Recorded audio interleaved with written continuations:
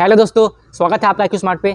तो आज की इस वीडियो में मैं आपको ये बताऊंगा कि एक आईफोन खरीदने के लिए आपकी सैलरी कितनी होनी चाहिए। क्योंकि मैं ये देख रहा हूँ कि जिनकी सैलरी बहुत ही कम है, जैसे कि 20 से 25 हज़ार रुपये, तो उनके पास भी आज के डेट में आईफोन होती है। और जब मैं उनसे पूछता हूँ कि आपके पास ये आईफोन कहाँ से आई, मतलब आपने कैसे लिया, क्योंकि आपकी सैलरी उतनी नहीं है और इस आईफोन की जो प्राइस है वो 1 लाख या फिर 1,20,000 रुपये है, तो कैसे ये आईफोन आपके पास आया। तो वे कहते हैं कि उन्होंने इस आईफोन को EMI पे लिया है, क्रेडिट कार्ड के EMI पर। और यहाँ बात केवल आईफोन की नहीं है, यहाँ बात और भी अन्य प्रोडक्ट्स की भी है जो लोग EMI पर ले लेते हैं, चाहे वो मतलब क्रेडिट कार्ड के EMI पर ले या फिर किसी से लोन लेकर के ले। लेकिन लोग आजकल कम सैलरी में भी बहुत ही हाईली प्राइस्ड चीज़ें भी ले रहे हैं। तो क्या वो ऐसा नहीं कर सकते हैं? बिल्कुल कर सकते हैं। आपकी सैलरी चाहे कितनी भी क्यों ना हो, आपको हाई प्राइस वाली चीज़ लेनी चाहिए, लेकिन आपको कब लेनी चाहिए इसकी कैलकुलेशन है। देखिए, मेरा कोई लाभ नहीं है आपको ये सब बताकर, इसमें आप ही का लाभ है, ठीक है। मतलब आप ही की जो फाइनेंशियल कंडीशन वो अच्छी रहेगी। अगर आपकी सैलरी है 20,000 रुपये और आप 1 लाख या 1,20,000 के आईफोन EMI पर ले रहे हैं, तो इससे आपकी जो फाइनेंशियल कंडीशन है वो गड़बड़ा सकती है, आप आर्थिक रूप से संघर्ष कर सकते हैं। इसलिए इस वीडियो में मैं आपको ये समझाऊंगा कि आपकी सैलरी लगभग कितनी होनी चाहिए कि आप आईफोन खरीद सकते हैं या फिर कोई भी और अन्य चीज़ खरीद सकते हैं। और यहाँ पर मैं एग्जांपल के तौर पर आईफोन को ही लेकर के चलूँगा। तो अब आप यहाँ पर इस बात को एकदम क्लियर कट समझ लीजिए कि आपको 20/6 का रूल फॉलो करना है, यानी कि आपकी जितनी भी EMI होगी वो आपकी सैलरी की 20% से अधिक नहीं होनी चाहिए और आपको 6 महीने तक ही EMI भरनी है। अगर ये कंडीशन आपकी सेटिस्फाई हो रही है तो अब आप वो चीज़ ले सकते हैं। आइए मैं आपको ये चीज़ अच्छे से एक एग्जांपल के तौर पे समझाता हूँ। तो मान लेता हूँ कि आपकी सैलरी महीने की 20,000 रुपये है, तो 20,000 का 20% कितना होता है?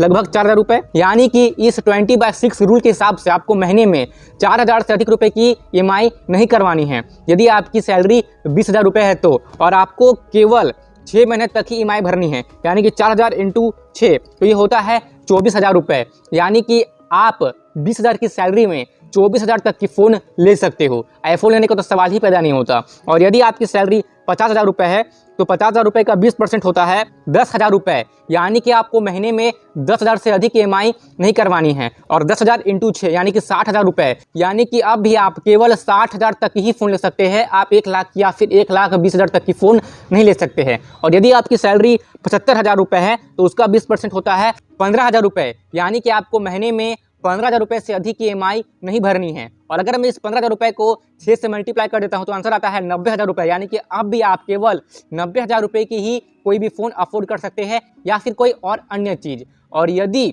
आपकी सैलरी महीने की 1 लाख रुपये है तो 1 लाख रुपये का 20% होता है 20,000 रुपये। यानी कि अब आपको महीने में 20,000 रुपये से अधिक की EMI नहीं करवानी है। और यदि मैं इस 20,000 रुपये को 6 से मल्टीप्लाई करता हूं तो आंसर आता है 1,20,000 रुपये। यानी कि अब जा करके 1 लाख रुपये की आईफोन या फिर 1,20,000 रुपये की आईफोन ले सकते हैं। तो आपने देखा, जब तक आपकी सैलरी 1 लाख रुपये की नहीं हो जाती आप कोई भी 1 लाख रुपये का सामान EMI पर नहीं ले सकते। अब आपकी सैलरी होती है 20,000, 25,000, 50,000, 60,000 और आप जा करके 1 लाख रुपये या फिर उससे भी अधिक की EMI करवा लेते हैं। तो ऐसे में आपकी EMI ज़्यादा होगी और आपको लंबे समय तक भी EMI भरना पड़ सकता है। और ऐसा होने से आपको कई बार आर्थिक दृष्टि से संघर्ष करना पड़ सकता है। इसलिए यदि आप चाहते हैं कि आप आर्थिक दृष्टि से संघर्ष ना करें और आप महंगी चीजें भी खरीदते रहे, तो आप इस बात का ध्यान रखें कि आपको इस 20/6 रूल को फॉलो करना ही करना है। यानी कि आपकी जितनी भी सैलरी है तो उस सैलरी का 20% जितना भी होता है उससे अधिक की EMI किसी भी चीज के लिए आपकी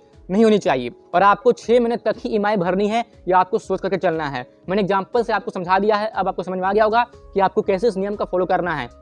अगर आप इस नियम को अच्छे से फॉलो करते हैं तो इस बात की गारंटी है कि आप आर्थिक दृष्टि से संघर्ष करने से बच सकते हैं। जब आप नियम को फॉलो करेंगे तो ही आपकी फाइनेंशियल कंडीशन सही रहेगी। अब आपकी इनकम है 15,000, 20,000 और आप 1 लाख की या 1.5 लाख की सामान ले रहे हैं और उसे फिर आप EMI में कन्वर्ट करवा दे रहे हैं, तो आप 4 साल, 5 साल, 6 साल तक केवल EMI भरते रह जाएंगे। और ये बात आप भी समझते होंगे कि जब हर महीने हमारे जेब से EMI जाती है और वो काफ़ी लंबे समय तक जाती है, तो एक न एक समय में आपको ये एहसास होने लगता है कि मैंने गलती कर दिया, इतने रुपए की चीज़ खरीद करके एक ही बार में, या फिर मैंने इतने रुपए की लोन लेकर के गलती कर दिया है और मुझे इतने साल तक EMI भरना पड़ रहा है, न जाने इंटरेस्ट के तौर पर कितने पैसे मेरे एक्स्ट्रा चले गए हैं। यानी कि जब भी आप लंबे समय तक EMI भरते तो आपको इंटरेस्ट भी अधिक लगता है। मतलब कि जितने रुपए की प्रोडक्ट है उससे कई अधिक पैसे आप दे देते हैं। हैं अगर आप लंबे समय तक ईएमआई करते रहते हो तो। और ईएमआई का काल जितना छोटा होता है आपको उतना कम इंटरेस्ट लगता है और आपको उतने कम पैसे देने पड़ते हैं। इसलिए ही मैंने कहा कि केवल 6 महीने के अंदर ही आपकी ईएमआई कंप्लीट हो जानी चाहिए। अगर आप इसे 2 साल, 3 साल, 4 साल, 5 साल तक एक्सटेंड करते हैं, यानी कि आपने बहुत ही कम सैलरी में बहुत ही महंगी चीज़ ले ली है, तो इससे सालों तक ईएमआई भरते भरते भरते आप काफ़ी अधिक इंटरेस्ट और काफ़ी अधिक पैसे पे कर देते हैं। तो ऐसा करने से बचिए, 20/6 रूल को फॉलो करते रहिए। तो आशा करता हूँ ये वीडियो आपको पसंद आई होगी। यदि आपको वीडियो काम की लगी तो वीडियो को शेयर कीजिए। अपने डाउट आप मुझे कमेंट बॉक्स में पूछ सकते हैं। वीडियो को लाइक कर दीजिएगा और साथ ही में ऐसी वीडियोस रेगुलर बेसिस पर देते रहने के लिए आप IQ Smart को सब्सक्राइब कीजिए और जो पास में बेल आइकन है उसे तो आप जरूर से प्रेस कर दीजिए, ताकि भविष्य में मैं जब भी कोई सी वीडियो अपलोड करूँ जिससे कि आपको वैल्यू मिले तो उसकी नोटिफिकेशन आपको उसी समय मिल जाए और आप राइट टाइम पे इस वीडियो को देख ले। और हाँ, आप IQ Smart की फेसबुक पेज, इंस्टाग्राम पेज और टेलीग्राम पेज को फॉलो जरूर से कर ले। इसके लिंक आपको डिस्क्रिप्शन बॉक्स में मिल जाएगी। और हाँ, IQ Smart की नई इंस्टाग्राम पेज को फॉलो करना बिल्कुल भी मत भूलिएगा। और आप यहाँ तक रुकने के लिए, मेरी बातों को ध्यान से सुनने के लिए और अपना कीमती समय देने के लिए सच्चे मन से बहुत बहुत धन्यवाद।